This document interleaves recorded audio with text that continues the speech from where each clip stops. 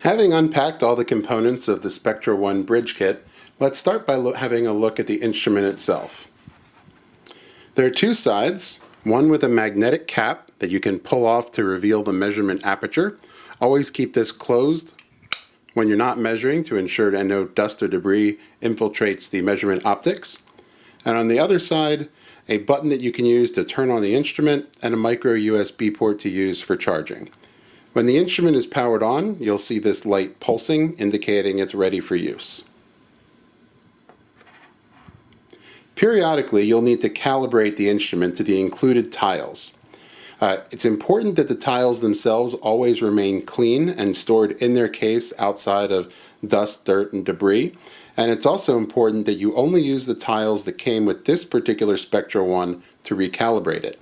If you're ever in doubt, flipping over the calibration tile to the reverse will show you the Spectro 1 serial number that you can match to the case and ensure that's the same instrument. Connecting the Spectro 1 to your PC is done by using this USB bridge module.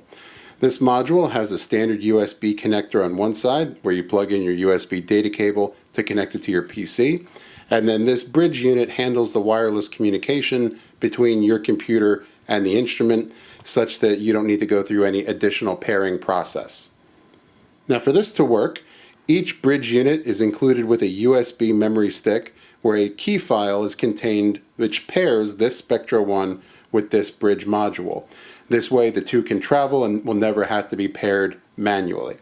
Should you ever need to change instruments, it's important that you keep the licensing file with the same instrument it came with so you can reload that licensing file on any bridge unit where you need to then use that device. Lastly, included with the unit is your USB data cable.